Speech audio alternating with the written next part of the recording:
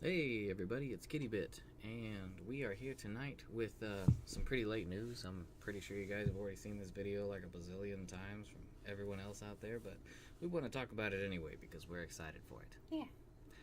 So, as you guys probably heard today, August 28th, we're going to be seeing Monster Hunter Generations Ultimate coming to the Switch. So, for those of you who are veterans to this series, I'm pretty sure you're happy to see this as much as we are. But for those who just started with Monster Hunter World, if World was your first, there's going to be quite a few new things to expect with this. Well, they're actually old things, but it's going to be switching back a couple gears. That's not a bad thing though, because one of the things that a lot of people complained about with World is lack of monsters, lack of difficulty, a few things like that. I mean, Yeah, this one's not gonna be missing those. and as you can see, the graphics are a little bit more vintage than World, but Yeah, it's a HD version of the 3DS game, so it shows a little bit.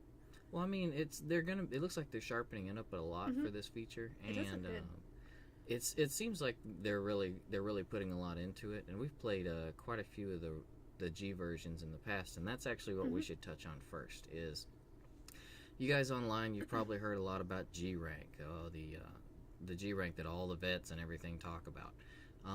That means that's the great rank, so that's what you're looking for as far as difficulty. Whenever the way a typical Monster Hunter game flow comes out is Capcom releases the main game, which has up to high rank, and then they go with the GRank version, which is usually about 6 months to 10 months later, and it's kind of just like upping the difficulty of everything, adding a bunch of new gear, and just basically a massive expansion. So, this is actually the GRank version of the 3DS game Monster Hunter Generations on, 3DS. Yeah. So, what can you expect for this that's going to be different? First off is styles. So, weapon styles there's 6 of them, and you're going to have a lot of different ones. Actually, 2 new ones. The new Brave or Valor style, which is going to, these are basically styles give your hunter special bonuses and animations and combat styles based on the style that you use, and they all have different effects. So, like with Brave and Valor, it gets bonuses based on successive hits, so it's really good with weapons that hit a lot.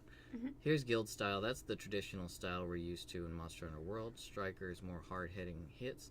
Adept is focused around evasion, and aerial style you can actually jump off of the enemy and it gives it's as the name implies, it's more aerial. Outside of Brave and Valor, there's going to be the new Alchemy style, which they showed there for a moment. It's actually going to have a barrel. It looked like a large barrel bomb with like a stone on it. But it's a support class where you can mix and match and make items for your other hunters in the field.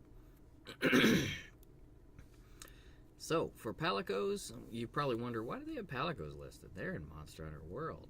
Well, yeah, I should have wrote prowlers actually, because what you can do is you can actually play as a palico in this that are called prowlers, and they have their own fighting styles. They have close range style, bomb styles, boomerang styles, and they're actually quite fun to play. And don't let anyone tell you otherwise, but in my opinion, a good prowler player can actually keep up with just about any hunter out there. They're really fun to play. They're very agile. They have a completely different play style than the hunters. I had a lot of fun in Generations with my prowler. Yeah, who doesn't want to be a cat? Yeah, I mean, you can tell we do. Yeah. So, the Fated Four. The Fated Four, if you see there in the Generations logo, that crest of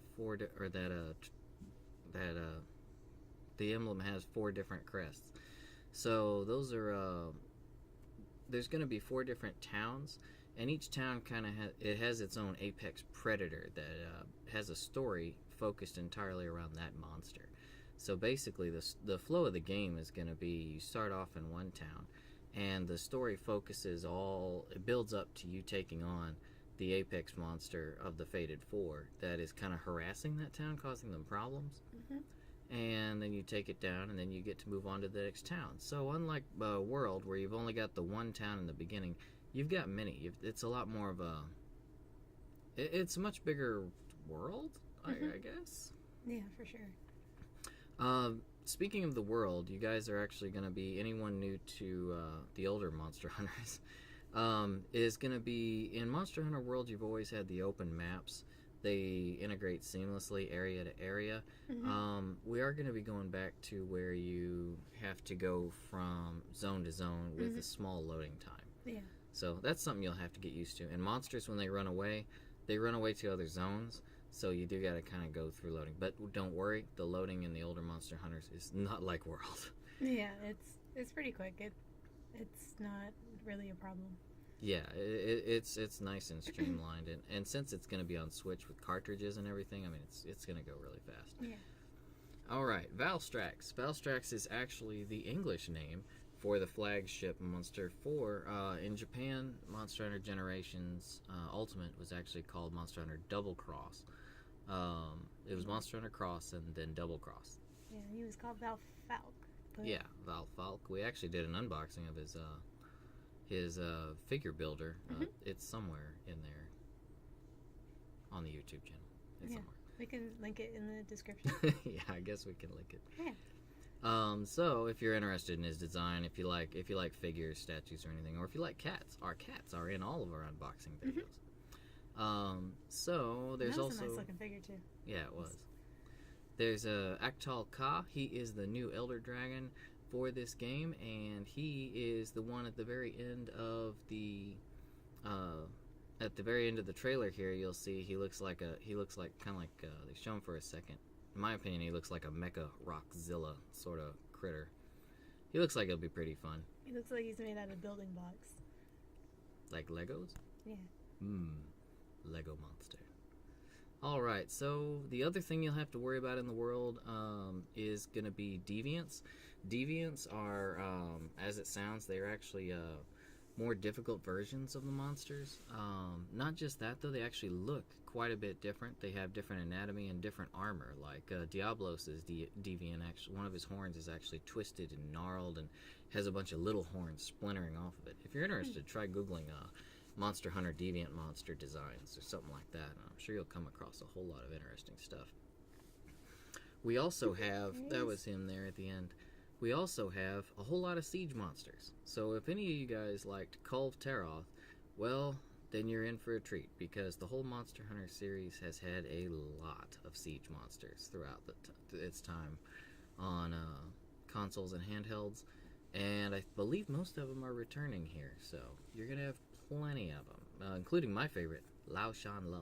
That's always been my favorite. And last but not least, as far as compatibility, if you played Monster Hunter Generations, you will be able to transmit your save data over into Generations Ultimate and start from where you left off. So, if you guys are wanting to get... excuse me, I've got a bit of a frog in my throat. Maybe it's a Legia, Chris. So, if you guys are wanting a bit of a head start, you could go out there and find yourself a copy of Monster Hunter Generations. I know used games are always cheap, but I recommend new if you want to support Capcom and keep these Monster Hunter games rolling. They would be the ones to benefit the most from a new copy, rather than used, and I don't like GameStop. So... But you could go get your copy of that, work on it for now, and once you get your hands on Ultimate, you can bridge your character over and get rocking in G mode. GRank. GRank. And the very last, but definitely not least, you can actually mix, you can fight all 93 plus monsters, and that's not including the small monsters, like the little guys you fight. That's large monsters. Big monsters. So that's a lot bigger than World. Yeah, it's definitely the biggest advantage this game has over World. Yeah, as far as diversity, you've got a ton of monsters to fight here. You'll be busy for a long time, and including the deviants of them, as well as the randomly generated areas you can go in on expeditions and such. There's a lot going for it. So, as far as content, you can tackle this with up to 3 friends. As always, that's online. It's gonna. I imagine it's gonna be using the new service that Nintendo's releasing. Oh, yeah. The paid service, but it is coming out before the paid service, so I don't know. I'm kind of hoping we get grandfathered in, and maybe we can just keep on playing multiplayer, without having to pay. I'll probably be getting it anyway. It's $20 a year, so I'm not too worried about it. Oh yeah, that's not bad at all. So, guys, what do you guys think about Monster Hunter Generations Ultimate? I'm asking, and this question directed at all you veterans out there, as well as all the new guys coming from World. The World, are you excited to see what all the vets have been talking about? All back in my day, we used to do all this and that, and the difficulty. Yeah. So. And what monsters are you guys excited to see?